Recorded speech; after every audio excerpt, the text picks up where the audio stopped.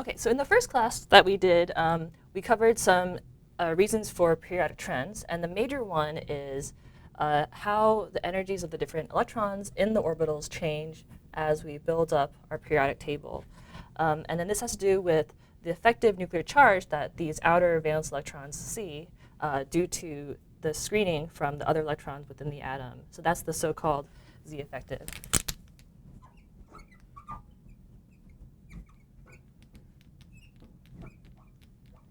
Right, so just to recap, the electron in the outermost shell is not going to see all the positive charge of the nucleus because it's screened by the inner shell's electrons, but also by the electrons within the same shell.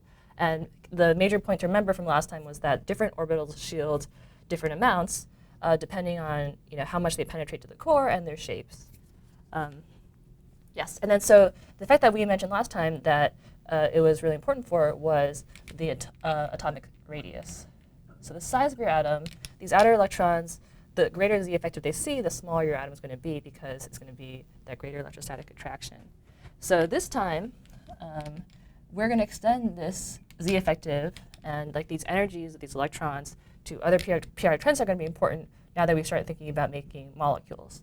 So the three that we'll talk about today will be the ionization energy, electron affinity, and then electronegativity, which is chi, which sometimes you might also see abbreviated as EN. Okay, so first off, we'll start with ionization energy. So ionization energy.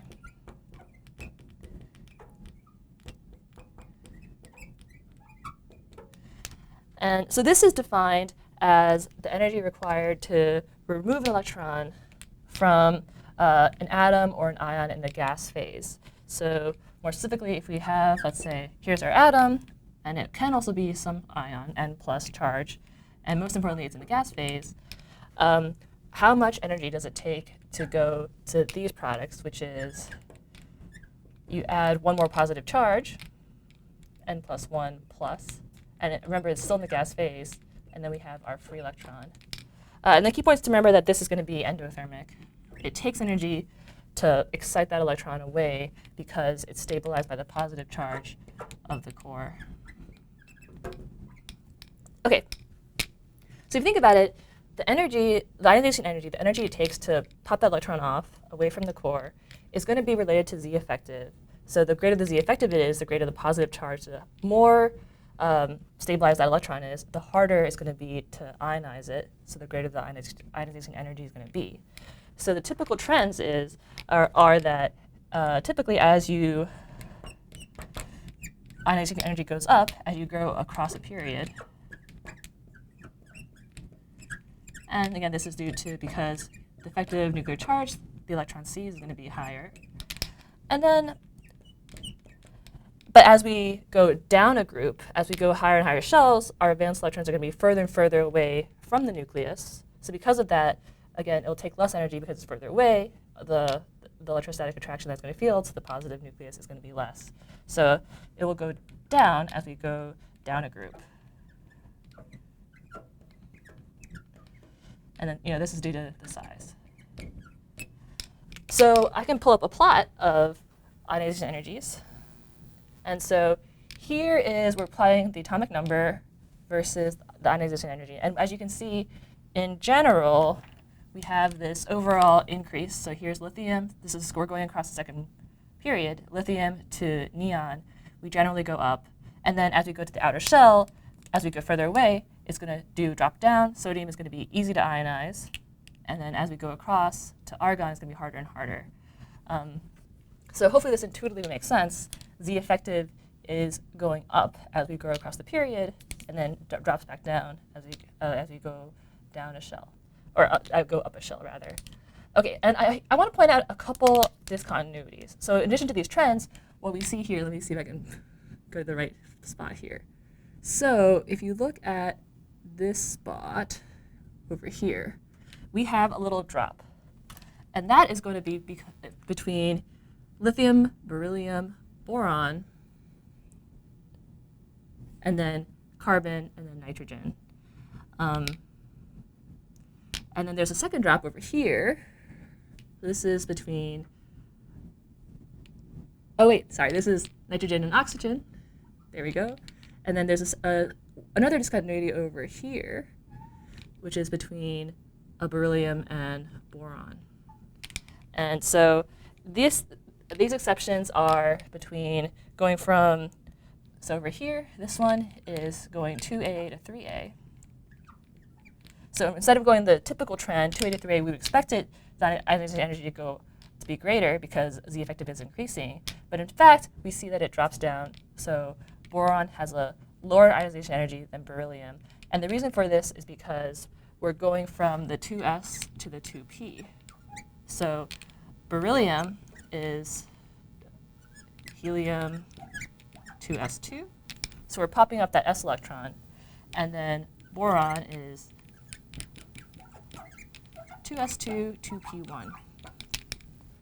And so the key point is here, this p electron in boron is shielded more by these s electrons. Because if you remember from the radial probability distribution functions, the s orbitals penetrate more to the core. They're better at shielding. And so because of that, these are shielded more. So then it's easier to pop off this p electron than it is to take off this s electron. And then so because of that, then we have that drop. So the second discontinuity over here is between nitrogen and oxygen. And this is going from 5A to 6A. And then this is because we have electron-electron repulsion. So nitrogen is, I won't draw the helium part, you can figure it out, 2s2, 2p3.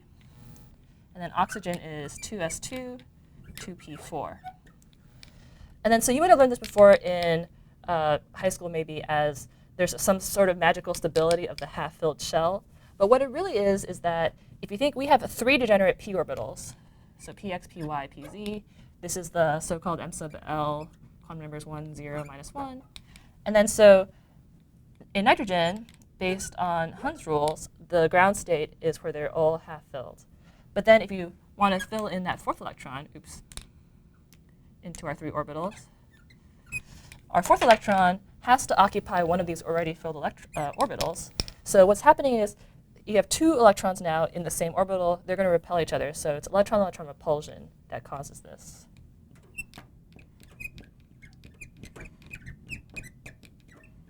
So it's an extra destabilization of this 4th electron. So because it's less stable, it's easier to ionize. And then so this reason, of course, is the shielding. So those are reasons for discontinuities in ionization energy. OK.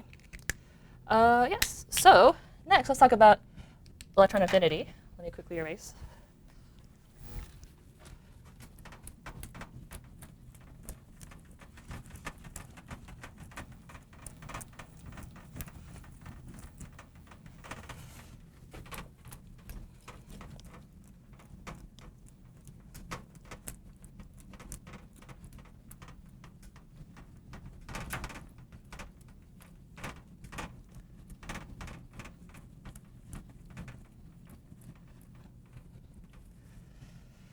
OK, so electron affinity.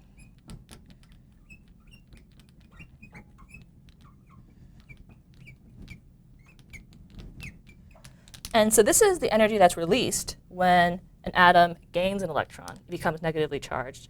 So the equation we're going to draw here would be, for example, if we had A plus electron going to A minus. So this is what's called the first electron affinity because we're only gaining 1 electron.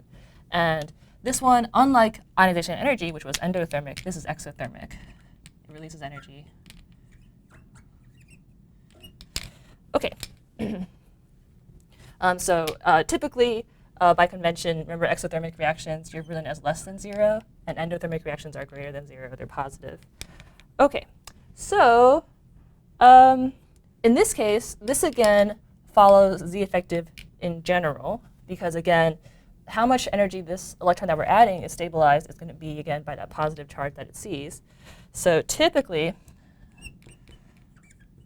the electron affinity becomes more negative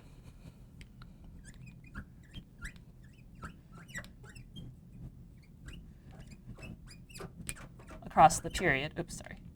Imagine that was a P. Across the period. So that's to do with Z effective. I won't try to confuse you with the conventions. It's more negative. The magnitude of the electron affinity gets higher. And then as we go get larger and larger, as we go down the group and we get to bigger shells, electron affinity becomes less negative, magnitude gets smaller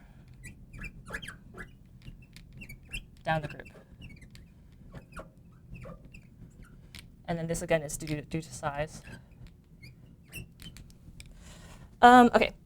And one thing I do want to point out is that the first electron, so this is exothermic. So the first electron affinity is always less than 0. So it's exothermic. But I want to point out the second electron affinity, adding a second electron is not exothermic. Usually it's much, much higher. And that's because we're adding more and more negative charge. We have electron-electron repulsion. It's not favorable to add that second electron. So this might give you some confusion because, of course, we have very famous doubly negatively charged ions, O2 minus. And actually, in this case, the first electron affinity of oxygen is, in fact, negative, while the second is very positive. But the reason that we can, I guess, observe oxygen in this doubly charged state is because they're always part of other molecules. So for example, if we have barium oxide, the doubly negatively charged oxygen in barium oxide is stabilized by forming that bond with barium. So you can't consider ions necessarily in like kind of a system by themselves. They have to be with other things. So that's why chemistry can get a little more complicated. You can't just consider one factor at a time. So this is kind of what we're going to talk about for the next few weeks, is that you have to consider multiple factors, and they may balance each other out, but no matter what, you might be able to back out explanation from what we talk about with these periodicity trends. OK. So now that we know these trends of electron affinity, let's kind of take a look at this chart. Oops, moving on. So this is kind of a 3D plot of electron affinity in the periodic table. Let me erase this effective. OK, I'll point out one thing that's been confusing people in previous years. This is in negative numbers. So the higher this is, the more negative electron affinity is, the more energy it's releasing. And what we're seeing is, in general, as we go across this period, so here's like the second row, lithium to neon, it does generally increase. And then as we go down the group, it generally decreases. We're going from helium down to lithium, sodium, potassium, et cetera. But what you'll see again is that we have several discontinuities. So the major one is you can see we're going from helium, no, OK, why is helium over there? We're going from lithium to beryllium, and then that actually drops down. So this is the exceptions. I'll put it up here. Exceptions. 1A to 2A. So we're going from lithium to beryllium, it goes down, and then it goes back up once we get to boron. And the reason for this is very similar to what we were seeing earlier for the ionization energy discontinuities, only it's like shifted one group over. And so the reason for this is, again, as we are looking at the electron configurations of beryllium versus boron, what we have is boron. So beryllium, electron affinity is going to be, right, so here's the electron configuration, 1s2, 2s2. So if we're adding that third electron into the second row, the second shell, so that'll be a 2p1. So here's our electron affinity. We're going to try to add the 2p1. And again, because it's going to be more shielded, the energy that it releases of the p orbital electron is going to be less stabilized than s. So because of that, the energy is going to go down. Or I guess the amount of energy released is going to go down. The overall value is going to become less negative. So that's the reason. And then from boron, you're just adding more p electrons. So that's why it continues to go up after that. OK. The second discontinuity, so that was this one, which I'll try to circle, even though I can't see anything. This one. Second discontinuity is between carbon and nitrogen. So carbon is higher, nitrogen is lower. And again, that has to do with electron-electron repulsion. So this is going to be from 4A to 5A. And that's because carbon has 2s2, 2p2. So adding that third electron just goes into an empty p orbital, so it's just fine. It releases a bunch of energy doing that. But nitrogen is 2s2, 2p3. If we add that fourth electron, it's going to have electron-electron repulsion because we're adding that fourth electron. We want to be 4. Again, it has to, that fourth electron will occupy a filled p orbital, so those 2 electrons will repel. So the amount of energy that releases will be smaller because, or the absolute magnitude will be smaller. This will be less negative overall because that electron is going to be less stabilized, will release energy upon joining the ion. So very similar to ionization energy. And then lastly, which we'll talk about in the next video, is you see there's a discontinuity between the second row and the third row. So you can see the fluorine, EA, is smaller than the chlorine. And that has to do with just the overall size.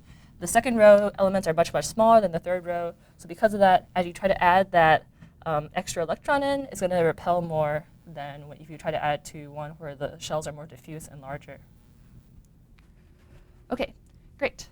And then our last periodic trend is going to be the electronegativity.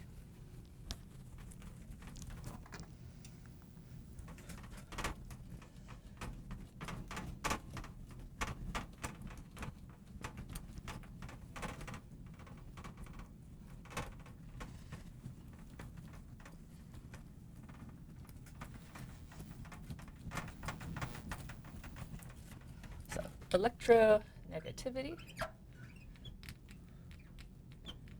And then this is usually denoted as chi. And then so what it is it's if you sum up the absolute values of the ionization energy and the electron affinity, and you divide that by 2. So the nice thing about this is because these both have discontinuities, this discontinuities cancel out. Okay, I'll just say no discontinuities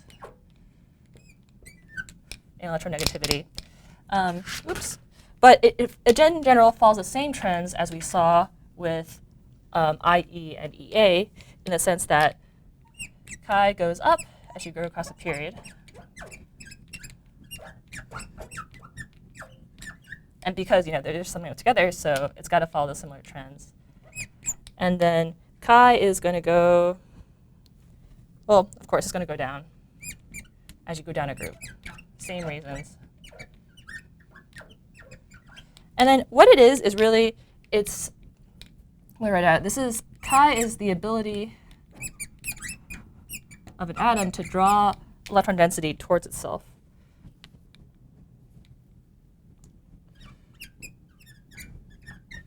So this is really important when we start thinking about molecules and bonding.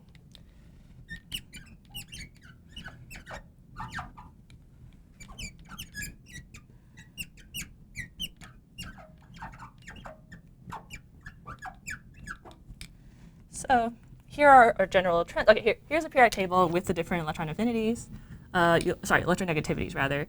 And you'll point out that fluorine, of course, is the most electronegative. Most of you already know that. I think it's more informative to look at the overall trends. So here they are. And just like I was mentioning, because we're summing up those 2 values, we don't have the discontinuities. So we just have the overall trend that as we go across the period, electronegativity goes up. Great. Okay, and then last things to consider for electronegativity is that, so it changes depending on kind of the atom's environment and oxidation state. Is oxidation state dependent.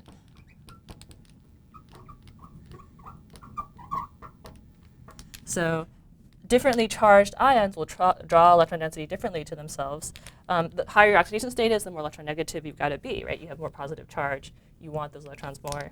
So as an example, if we think about thallium 3+ versus thallium 1+, they have very different electronegativities. Thallium 3, I believe, is 2.04, and thallium 1 is 1.6. So as you can see, the 3+ charge is more electronegative. And then so when you think about bonding, which is what I was mentioning down here, they're going to participate in bonding differently. So let's say we form molecules with chlorine, or chloride anion, for example. So thallium L3 chloride versus thallium-1 chloride. Chloride, of course, will have the Cl- will have the same electronegativity because it's the same oxidation state in both molecules. In this case, what we have here, if you want to think about delta chi, so the electronegativity of thallium versus electronegativity of chloride, and because of that, the greater this is very big, is going to be, let's see, up is more polar. And then let's say if is very close to 0, if delta chi is like more covalent. There are some arbitrary numbers. I think it was like 2.06, or actually no, maybe not 2.06. But there are some arbitrary numbers where, like, if you have a big delta chi difference between your two atoms in the molecule, you might be considered an ionic bond. But we won't go into that. All you want to know is, like, the bigger your difference in electronegativity is, the more polar it is, the more ionic it is, the closer they are together, it's going to be more covalent and more equivalent sharing of your electrons. Okay, so periodic trends.